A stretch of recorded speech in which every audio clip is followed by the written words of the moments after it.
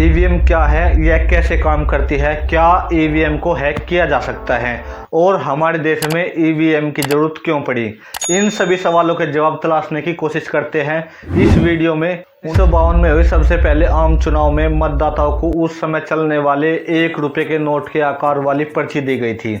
इस पर्ची पर ना तो उम्मीदवार का नाम दर्ज होता था न चुनाव चिन्ह।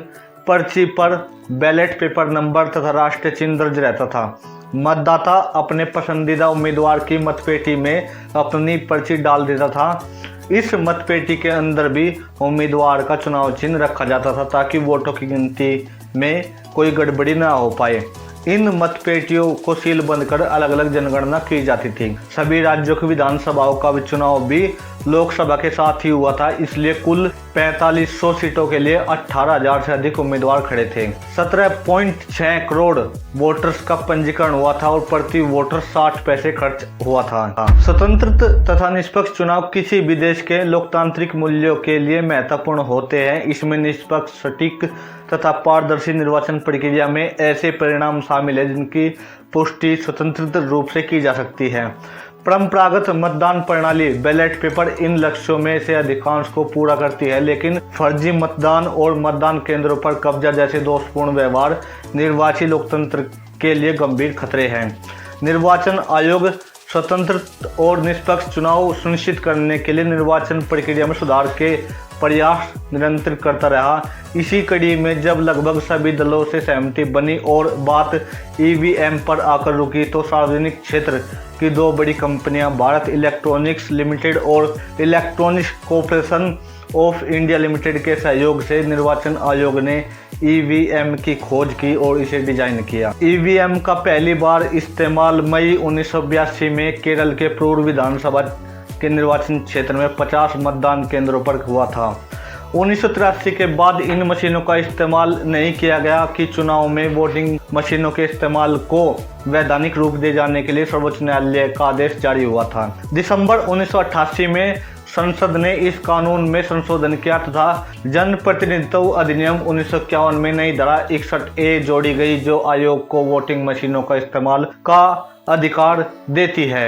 यह संशोधित प्रावधान 15 मार्च 1989 से प्रभावी हुआ। केंद्र सरकार द्वारा फरवरी 1990 में अनेक मान्यता प्राप्त राष्ट्रीय तथा क्षेत्रीय दलों के प्रतिनिधियों वाली चुनाव सुधार समिति बनाई गई। भारत सरकार ने ईवीएम के इस्तेमाल संबंधी विषय विचार के लिए चुनाव सुधार समिति को भेजा। 24 मार्च 1992 को विधि तथा न्याय मंत्रालय ने भारत के निर्वाचक कानून में आवश्यक संशोधन की अधिसूचना जारी की। नवंबर 1998 के बाद आम चुनाव, उपचुनाव में प्रत्येक संसदीय तथा विधानसभा निर्वाचन क्षेत्र में ईवीएम के इस्तेमाल किया जा रहा है।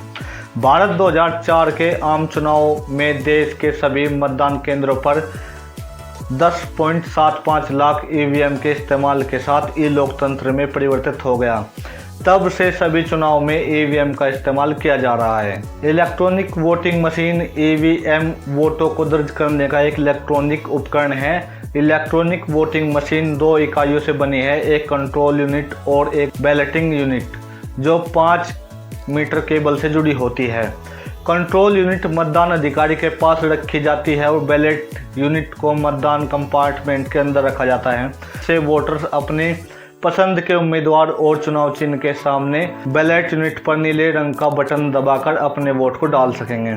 जैसे ही वोटर अपनी पसंद के उम्मीदवार के सामने नीला बटन दबाता है तो उस उम्मीदवार के चिन्ह के सामने लाल लाइट जल जाती है और एक लंबी बीप ध्वनि सुनाई देती है। इसके अलावा वीवीपीएटी पेपर स्लिप के रूप में वोटर्स को एक अतिरिक्त दृश्य सत्यापन उपलब्ध कराता है ताकि वह इस बात के प्रति सुनिश्चित हो सके कि उसका वोट उसके पसंद के उम्मीदवार के लिए सही ढंग से दर्ज हो गया है। चलिए साथ ही वीवीपीएटी के बारे में जान लेते हैं। Voter verified paper audit trail short form में कहे तो वीवीपीएटी मशीन ईवीएम के माध्यम से डाले जाने वाले प्रत्येक वोट का प्रिंट आउट देती है जो एक बॉक्स में इकट्ठे होते रहते हैं। इनका उपयोग चुनाव से संबंधित किसी भी विवाद का निराकरण करने के लिए किया जाता है। ईवीएम की तरह इसे भी भारत इलेक्ट्रॉनिक लिमिटेड और electronics corporation of India limited द्वारा डिजाइन किया गया है।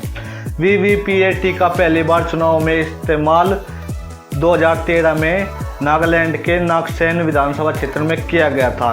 2014 के आम चुनाव में 8 निर्वाचन क्षेत्रों में वीवीपीएटी का उपयोग किया गया था। 2017 के विधानसभा चुनाव में संपूर्ण गोवा में वीवीपीएटी का उपयोग किया गया था और 2019 के आम चुनाव में सभी 543 निर्वाचन क्षेत्रों में इसका उपयोग किया गया था। ईवीएम के लिए बिजली की आवश्यकता नहीं होती।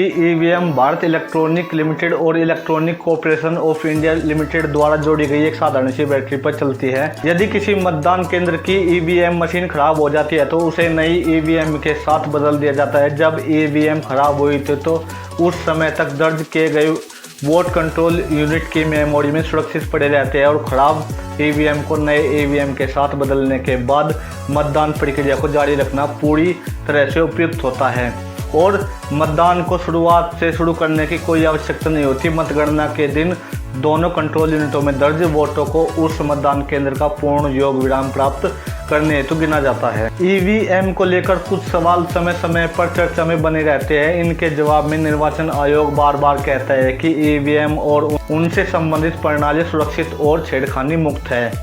टैंपरिंग या छेड़खानी का अर्थ कंट्रोल यूनिट की मौजूदा माइक्रोचिप पर लिखित सॉफ्टवेयर प्रोग्राम में बदलाव करना या सीयू में नई माइक्रोचिप्स इंसर्ट करके दुर्भावनाओं सॉफ्टवेयर प्रोग्राम शुरू करना है और बैलेट यूनिट में प्रेस की जाने वाली कीज बनाना जो कंट्रोल यूनिट में दर्ज परिणाम को प्रभावित करने की क्षमता रखता हो।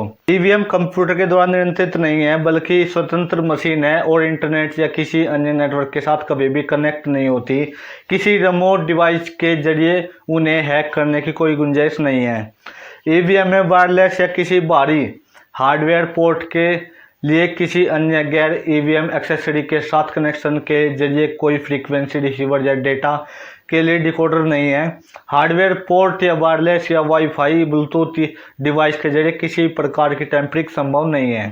अब ये सवाल यह है कि बैलेट पेपर से मतदान की मांग कितनी सही है।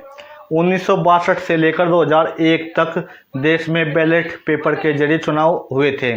इस दौर में राजनीति में बाहुबल, गुंडागर्दी और चुनाव हिंसा के साथ ही बूथ कब्जाने, बैलेट बॉक्स में पहले ही बैलेट पेपर से भर दे जाने जैसी घटनाएं भी सामने आती रही।